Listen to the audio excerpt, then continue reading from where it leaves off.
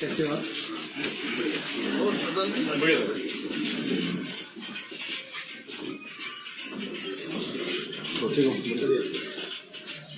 और ये अपने सबके घरों में, परिवारों में शांति है।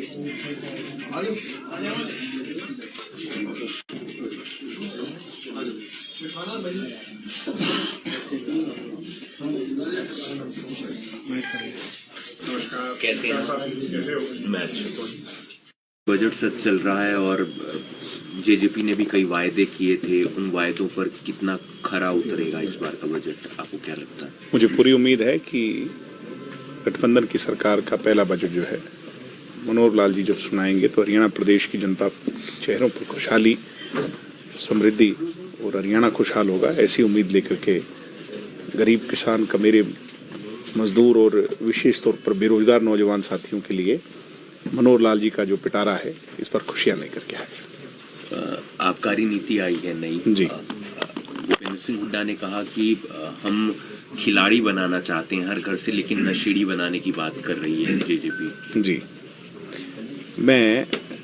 आप तो पत्रकार हैं, पढ़े लिखे हैं। भूपेंद्र हुड्डा की मुझे एजुकेशन क्वालिफिकेशन का नहीं पता।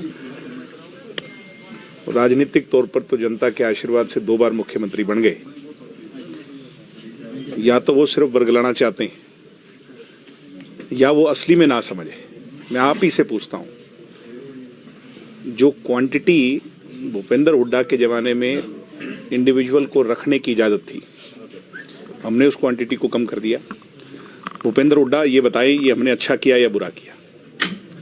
भूपेंद्र हुड्डा के जमाने में 200 रुपए का लाइसेंस मिलता था घर में शराब रखने का, किसी को परोसने का नहीं। हमने 200 से बढ़ा के 1000 कर दिया। 1000 करेंगे तो मुनाफा सरकार का ज्यादा हुआ या कम हुआ? और 200 रुपए तो कोई भी दे सकता है, 1000 देते हुए जोर आएगा कि नहीं आएगा? भूपेंद्र हुड्डा ये बताएं, ये हमने ठीक किया या नहीं किया? भूपेंद्र हुड्डा ये बताए कि हमने जो 1200 गांव के अंदर शराब बंदी करवाई और भूपेंद्र हुड्डा के हल्के के अंदर सबसे कम हुई, इसका मतलब वहां का चुना हुआ प्रतिनिधि चौधरी भूपेंद्र हुड्डा अपने इलाके के लोगों को समझाने में नाकामयाब रहा कि दुष्यंत चौटाला की जो पॉलिसी है, गांव के लोग इकट्ठे हो जाओ, लिख के पंचायती तौर पे दे दो, ठेके बंद हो जाएंगे। जींद के और अन्य जिलों के ऐसे, आपके करनाल के बहुत से अच्छे सामाजिक गांवों के फैसले हैं जिसके कारण ऐतिहासिक ये कदम दुष्यंत का जो कारगर साबित हुआ। 1200 से ज्यादा ठेके बंद हो गए और वो खुलेंगे भी नहीं। हमारा तो ये लक्ष्य है कि अगर जहां दिक्कत है वहां सारी जगह बंद हो जाए। अगर हरियाणा के 6700 गांव में शराब से दिक्कत है तो गांव की आधी से ज्यादा जो लोग हैं वो लिख के दे दें तो हम बंद कर देंगे। तो भूपेंद्र हुड्डा ये बताइए, हमने अच्छा किया है बुरा किया? भूपेंद्र हुड्डा और कांग्रेस के लोगों की बड़ी दिक्कत मैं आपको बता देता हूं क्या है। ये जो डिस्टिलरीज गोरख धंधा चला रहे थे, 2 नंबर की शराब बेच रहे थे, और ब्लैक मार्केटिंग करने वाले जिनको हम शराब का अवैध कारोबारी के नाम से जानते हैं, दुष्यंत चौटाला ने इस सरकार में एक्साइज मिनिस्टर रहते हुए उन पे चूड़ी चढ़ा दी, लगाम लगा दी।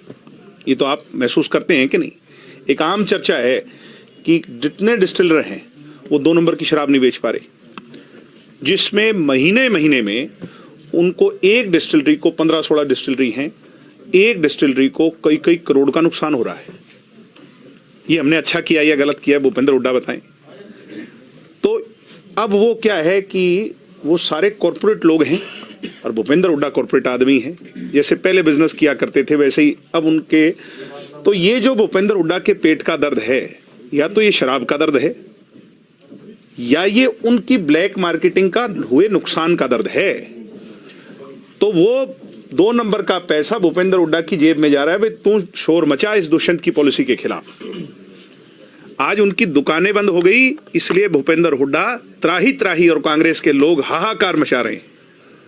ये जो भी आवाज इस एक्साइज पॉलिसी के खिलाफ उठाएगा, चाहे वो कोई भी हो, इसका मतलब उसकी जेब में ये 2 नंबर वाले लोगों का माल गया है। इसलिए this is the best ever excise policy, और हमें इस एक्साइज पॉलिसी की जितनी तारीफ करें उतनी कम है। 2 नंबर का काम बंद होगा तो रेवेन्यू बढ़ेगा। 6,700 करोड़ था, दुष्यंत का लक्ष्य है 5 साल में हरियाणा का रेवेन्यू 18,000 करोड़ से भी ज्यादा शराब से जाए। तो दूध दही का खाना हरियाणा तब बनेगा जब हरियाणा के अंदर, हरियाणा की सरकार के पास देने को रेवेन्यू स्पोर्ट्स को होगा, और रेवेन्यू तब आएगा जब रेवेन्यू कलेक्शन 2 नंबर के लोगों की जेब में और भूपेंद्र हुड्डा की जेब में नहीं, सरकार की जेब में जाएगी। दुष्यंत चौटाला ठीक कर रहे हैं और हमें कोई दो राय नहीं। ये क्रिटिसिज्म तो चलता रहता राजनीति में, इनके क्रिटिसिज्म का हम पढ़े लिखे अनपढ़ लोग नहीं है। ये लोकदल वो लोकदल नहीं रही जो सोचा करता भूपेंद्र हुड्डा। अब पढ़े लिखे समझदारों से पाला पड़ गया। भूपेंद्र हुड्डा को हमने राजनीतिक दंगल में भी सबक सिखा दिया, और अब ये जो बहस का दंगल है इसमें भी सबक सिखाएंगे। 10 सीटें आई जेजेपी की, सरकार है गठबंधन की, आपका राज्यसभा जाने का कोई इरादा या पार्टी? ऐसा है, ये तो एक हाइपोथेटिकल किसी ने गलत अफवाह फैला दी। मेरी उम्र जो है वो अब 29-30 साल, 30 से तो ऊपर का चाहिए राज्यसभा में जो एज का, वो मैं तो वैसे ही उसके लिए वो नहीं। ये तो किसी ने वैसे ही चर्चा चला दी। राज्यसभा का फैसला पार्टी का पार्लियामेंट्री बोर्ड और सब सीनियर लीडर अजय सिंह जी के नेतृत्व में मिलकर करेंगे। अच्छा, कांग्रेस का ही बयान आया था कि 100 दिन अभी पीछे पूरे हुए थे कि काम सरकार ने नहीं किए हैं, और ये जो गठबंधन की सरकार है इसे गिराने की जरूरत नहीं है, अपने आप ही गिर जाएगी। ये गिराने की, तोड़ने की बातें वो करते हैं जो खरीद फरोख्त की सोच रखते हैं। ये जो भी बातें इस तरह की कर रहे हैं, ये सब जिनने 40 सीटों के साथ, भूपेंद्र हुड्डा की भी एक जमाने में 40 सीटें आई थी कांग्रेस की, और कैसे जोड़ तोड़ से सरकारें बनाई थी वो सारी दुनिया जानती है। ये उनकी इक्वेशन होती होगी। हम आइडियोलॉजिकली विचारों पर और लोगों के मुद्दों पर सरकार में शामिल हुए हैं। हम बीजेपी के भी खिलाफ चुनाव लड़े और कांग्रेस के भी खिलाफ चुनाव लड़े। आज हम बीजेपी के साथ इसलिए शामिल हुए क्योंकि बीजेपी ने हमारी वो जो 5-6 पॉइंट एजेंडा था उसको मान लिया। चाहे बुढ़ापा पेंशन थी, चाहे उसके अंदर 75% रोजगार की बात थी, किसानों के मुद्दे थे, गरीबों के मुद्दे थे, उन मुद्दों को मान लिया। इसलिए हम इस सरकार का हिस्सा बने हैं, और हम लोगों के भले के लिए, इनके मुंह से कितनी कड़वाहट निकले हम उसकी चिंता नहीं करेंगे। हम तो लोगों के भले के लिए काम करेंगे, क्योंकि लोगों के बीच में जाना है 5 साल के बाद। जेजेपी की 10 सीटें, इनेलो की 1 सीट, अस्तित्व जो है जेजेपी का बढ़ चुका है। चाहेंगे अभय जी भी अब बीजेपी या जेजेपी में आ जाएं और मजबूती और ज्यादा मिले? मैं इस पे कुछ नहीं कह सकता, ये उनका अपना मामला है पार्टी का, और ये उनको स्वयं फैसला करना है। हम तो सकारात्मक लोग हैं, हमने तो इनेलो भी नहीं छोड़ी थी, हमें तो निकाल दिया गया। तो हम सब समान विचार के लोगों ने एक मिलकर फैसला किया, भाई नहीं, यूं काम नहीं चलेगा। आज 15 साल हो गए, 15 साल 20 हो जाएंगे, 20 में तो एक जनरेशन बदल जाएगी, पीढ़ी बदल जाएगी। लोग ये आने वाली हमारे जो घरों के बच्चे हैं किसान कमेरे के, वो भूल जाएंगे कि चौधरी देवीलाल की पहचान क्या थी, उनकी आइडियोलॉजी क्या थी। हम इस अस्तित्व को मिटने नहीं दे सकते, इसलिए हम जेजेपी बना करके हमने दमखम से लड़ाई लड़ी और उसके बलबूते पे 10 सीटें जीती।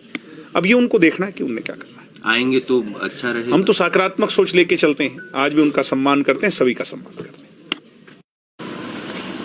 जेजेपी नेता दिग्विजय चौटाला आज करनाल में जेजेपी के नेता मोहसिन चौधरी के घर पहुंचे। दिग्विजय चौटाला ने कहा कि हरियाणा का बजट आम जनता के लिए होगा और इस बजट में खास तौर पर बेरोजगारों के साथ साथ किसान और मजदूरों का ध्यान रखा जाएगा। वहीं नई आबकारी नीति को लेकर उन्होंने भूपेंद्र सिंह हुड्डा पर निशाना साधा। उन्होंने कहा कि इस नीति के बाद भूपेंद्र सिंह हुड्डा के पेट में दर्द हो रहा है और अवैध शराब के कारोबारियों पर इस नीति के बाद लगाम लगी है। भूपेंद्र सिंह हुड्डा को राजनीति दंगल में भी हराया है और बहस के दंगल में भी हराएंगे। अब देखना यह होगा कि इन बयानों के बाद कांग्रेस की तरफ से क्या पलटवार आता है। करनाल ब्रेकिंग न्यूज के लिए करनाल से हिमांशु नारंग।